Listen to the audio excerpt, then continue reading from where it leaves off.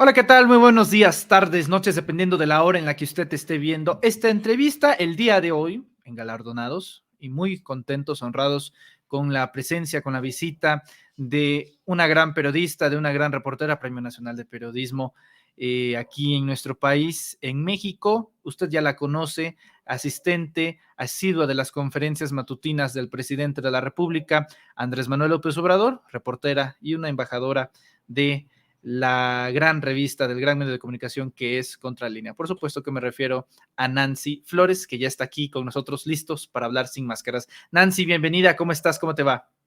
Buenas tardes, Manuel. Pues con mucho gusto de estar aquí en tu programa y pues muchas gracias por las flores, la bienvenida tan bonita que me has hecho. Todas merecidas, querida Nancy. Nancy, el caso de Genaro García Luna es un hecho, un hito histórico. Por primera vez, un secretario de Estado de cualquier gabinete y de cualquier administración partidista, no importa si tricolor o panista, va a ser sometido a juicio en los Estados Unidos.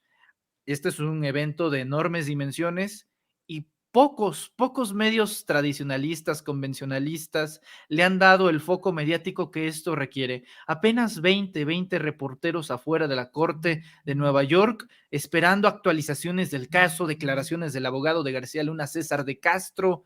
Sin embargo, uno de los pocos medios que no solamente ha aportado cobertura, sino también datos duros e investigación periodística, ha sido Contralínea. Una de las más actualizaciones recientes ha sido de cómo García Luna y Felipe Calderón amasaron su fortuna en tan solo un periodo de 6 años. Querida Nancy, ¿qué opinas de esto?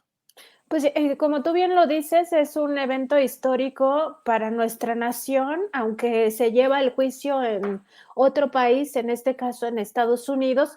En realidad es, digamos, paradigmático en el sentido de que no solo se va a enjuiciar a un exsecretario de Estado, sino también a quien fuera la mano derecha de un presidente en su principal política pública, que fue la guerra contra el narcotráfico.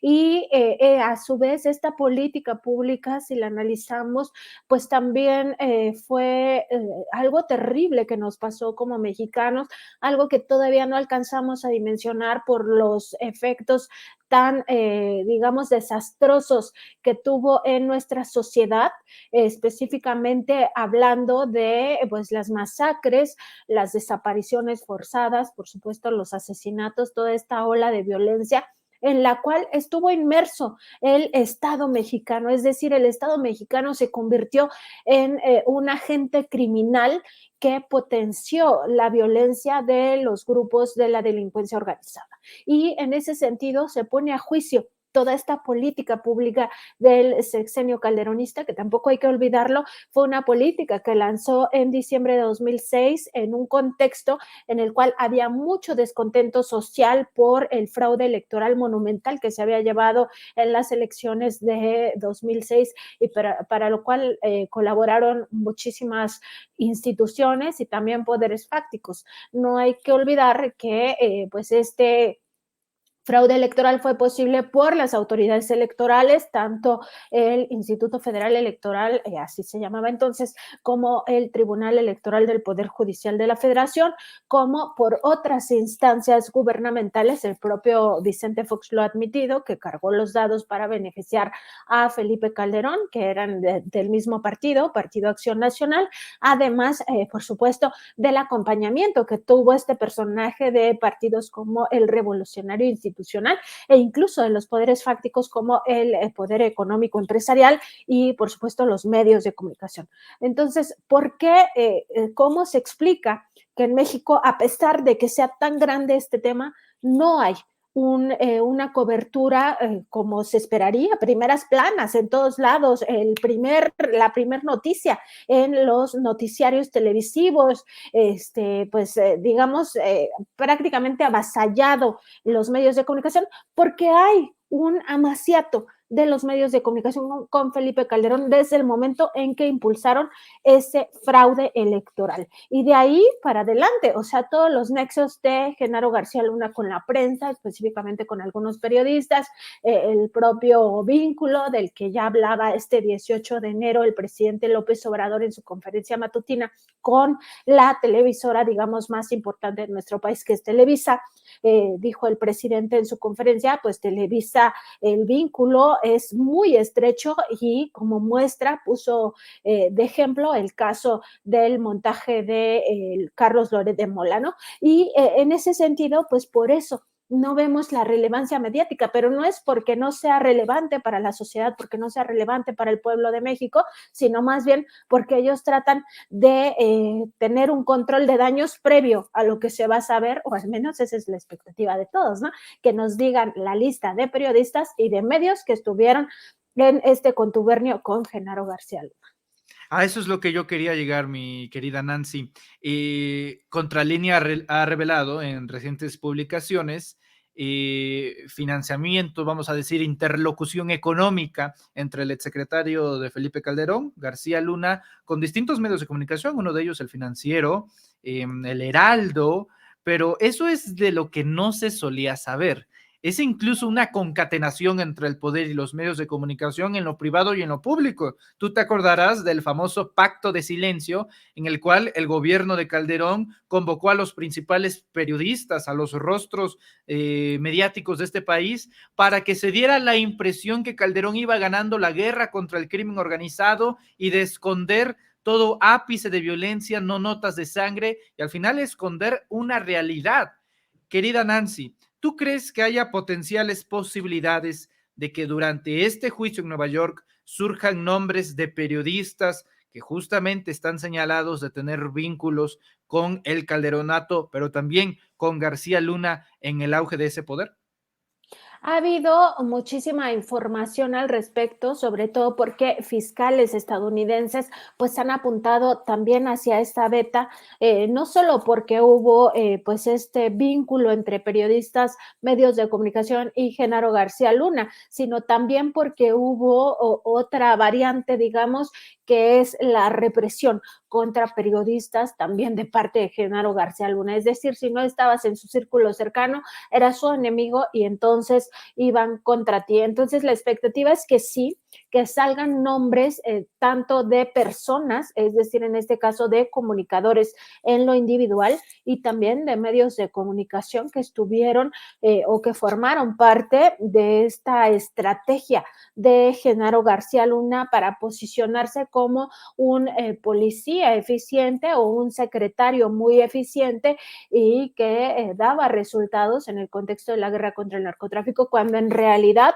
lo que otros periodistas estuvimos documentando todo ese sexenio es que el caso del cártel de Sinaloa era emblemático en el sentido de que estaba expandiéndose de manera, pues, digamos, vertiginosa, muy, muy rápido, que este cártel estaba convirtiéndose en la gran organización criminal del mundo. Recordemos que en aquellos años llegó a más de 50 países, tenía presencia en más de 50 países, trasegaba todo tipo de drogas y además lo hacía lavando grandes cantidades de dinero en los circuitos financieros. Está demostrado por propias investigaciones de Estados Unidos que instituciones, digamos, prestigiosas, muy importantes, como sería el HSBC y también el Citibank, estaban involucrados en el lavado de dinero del cártel de Sinaloa, no solo en Estados Unidos, con sucursales en Estados Unidos, sino también en México, Citibanamex y HSBC. Entonces, eso está comprobadísimo.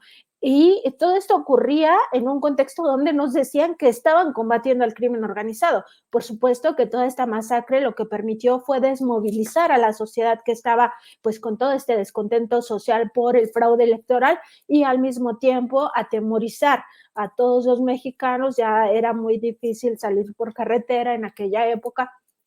Los que lo recuerden, pues era tener un miedo terrible si te encontrabas un convoy militar, o sea, era así como de ya me van a matar, sobre todo si ibas en carretera y no importaba si era de día, de noche, es decir, había ya un digamos, digamos, se perdió la frontera entre quién era delincuente y quién era representante del Estado, porque al mismo tiempo los militares, los marinos se convirtieron, y no se diga la Policía Federal, se convirtieron en criminales, haciendo daño a la sociedad, reprimiendo a la sociedad, etcétera. Entonces, fue una circunstancia realmente muy lamentable y en ese sentido, pues la expectativa es que sí, que aparezcan los nombres de todos los involucrados. Nancy, el día de hoy tuviste la oportunidad de preguntarle al presidente de la República, Andrés Manuel López Obrador, en Palacio Nacional, en esta ya tradicional conferencia matutina, y surge un tema que a primera vista podría ser no tan relevante, porque pues no suele darse bastante en los medios de comunicación, es algo que ya está bastante preestablecido, pero es el hecho de que todo lo que se robó Genaro García Luna, toda la fortuna que amasó, termine de nuevo de donde salió, que es el erario público mexicano. Tú recordarás que durante el juicio de Joaquín Guzmán Loera, los Estados Unidos y México, pues no tuvieron una disputa diplomática, pero sí opiniones encontradas de quién se quedaba los bienes incautados, los automóviles, las joyas, el dinero que salía a través del narcotráfico. Y lo cierto es que sí, los adictos se quedan en Estados Unidos, pero la sangre, las muertes, las balas se quedan acá. Ahora, en el caso de un exsecretario de Estado de salir culpable, el gobierno de López Obrador solicitará al de los Estados Unidos la devolución de $600 millones que estaban en el poder de Genaro García Luna para que vuelvan a las arcas del pueblo. ¿Cuál es la relevancia de esto, Nancy? Pues es muy importante porque por años, es decir, en los sexenios pasados lo que tuvimos fue realmente gobiernos sometidos al poder estadounidense, a esta hegemonía, a esta potencia hegemónica que es una realidad. Así está, pues geopolíticamente el mundo, y México pues está totalmente sometido y no peleaba por sus derechos, ¿no? Es decir, eh, lo que decía Estados Unidos estaba bien. Si decía, vamos a hacer una guerra contra el narcotráfico en tu territorio, estaba bien. Si decía, ahora vamos a financiar tal programa o tal industria, estaba bien. Si decía, acaba con tu campo mexicano, porque ahora lo importante es que traigas a tu país, digamos, las los alimentos que necesitas, entonces nosotros nos quedamos en total, o más bien desapareció la soberanía alimentaria de México para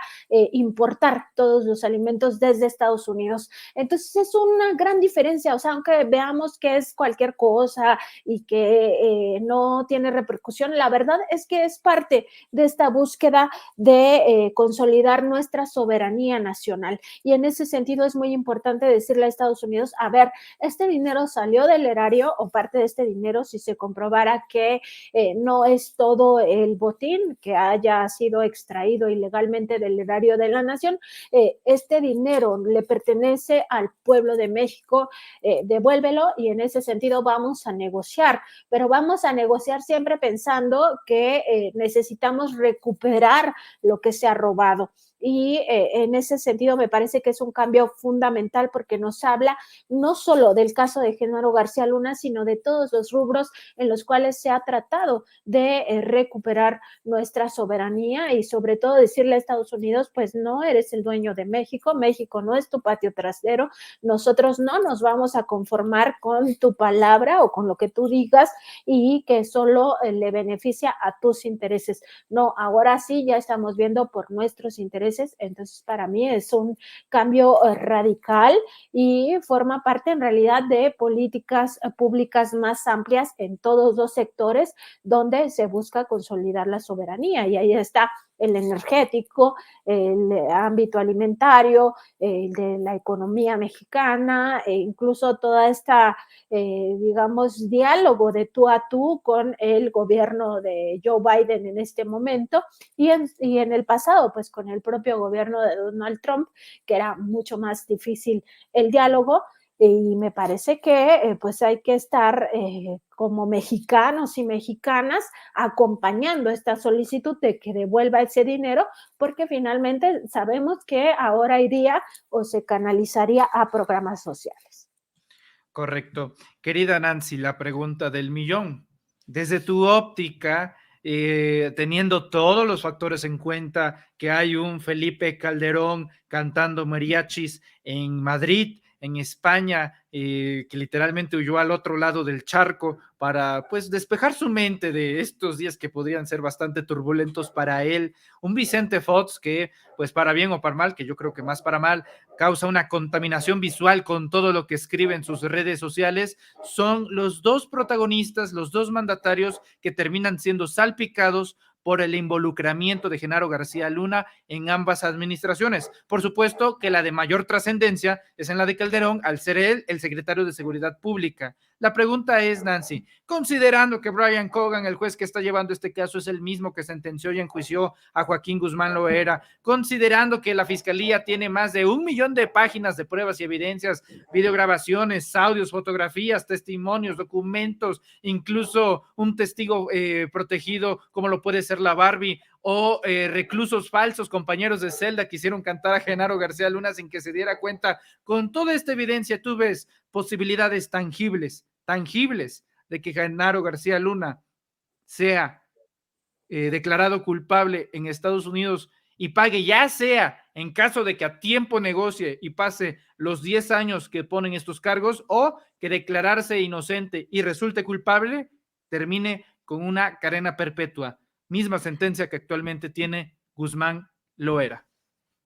Pues yo creo que aquí vamos a esperar porque se supone, y eso es, digamos, todo lo que hemos visto a lo largo de estos años que ha estado recluido Genaro García Luna, que se encuentran todas las pruebas que pues realmente lo involucran o más bien lo vinculan a esta criminalidad, específicamente que lo vinculan al cártel de Sinaloa.